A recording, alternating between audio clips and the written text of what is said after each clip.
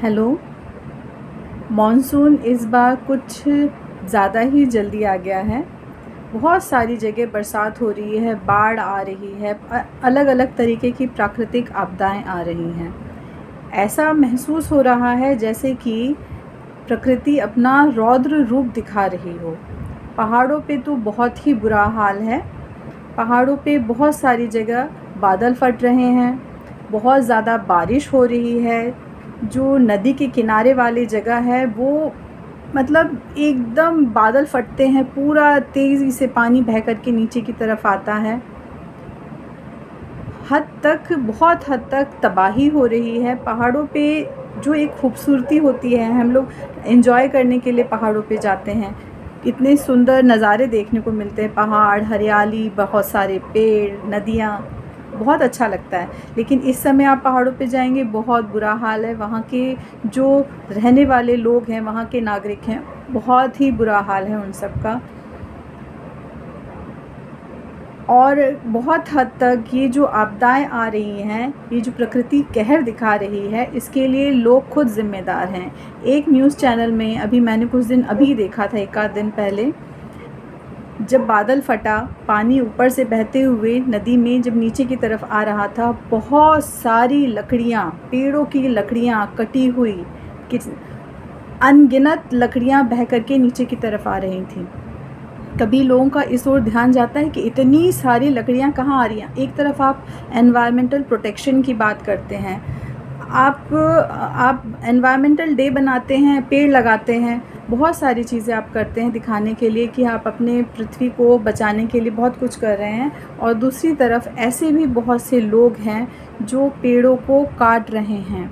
एक दो पेड़ नहीं, अनगिनत पेड़, अनगिनत पहाड़ियों की पहाड़ी बहुत सारे पेड़ों को काट देते हैं। और आप सभी जानते होंगे कि पेड़ हमारे लिए बहुत ज़रूरी हैं।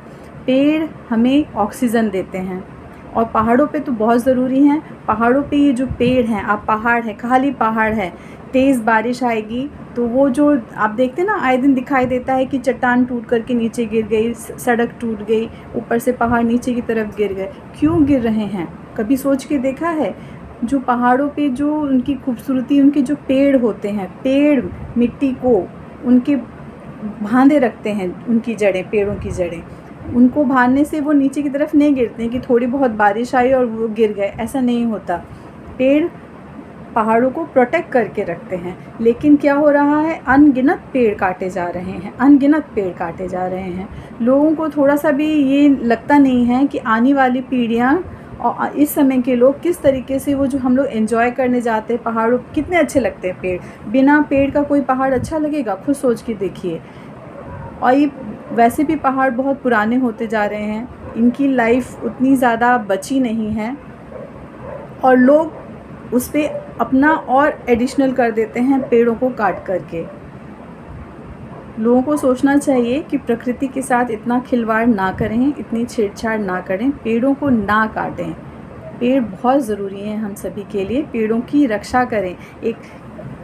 कितने लोगों ने, बहुत लोगों ने पेड़ों को प्रोटेक्ट करने के लिए, जंगलों को प्रोटेक्ट करने के लिए अपनी जान तक दी है, कितने कितने आंदोलन किए हैं। और कितने दुष्ट लोग हैं जो इस तरह से पेड़ों को काट देते हैं। कोई रूल नहीं है, रेगुलेशन नहीं है, काटते जाएंगे। और पहाड़ों पे आपने अभी कुछ दिन पहले अभी देखा था, 5 मंजिला इमारत टूट के गिर गई, नीचे बह गई। कितने घर नदी के किनारे में बह करके नीचे चले जाते हैं। कुछ रूल रेगुलेशन होना चाहिए। आप इतनी ऊंचाई पे, पहाड़ पे 5 मंजिला इमारत कैसे बना सकते हैं? कुछ तो रूल होगा। नदी के किनारे आप घर बना रहे हैं, कभी भी आपकी कोई प्राकृतिक आपदा आ सकती है। तो जो इतनी भीड़ पहाड़ों पे बसती जा रही है, उसको थोड़ा सा कम होना चाहिए।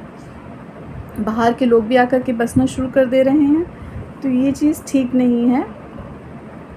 आप कुछ रूल रेगुलेशन बनाइए।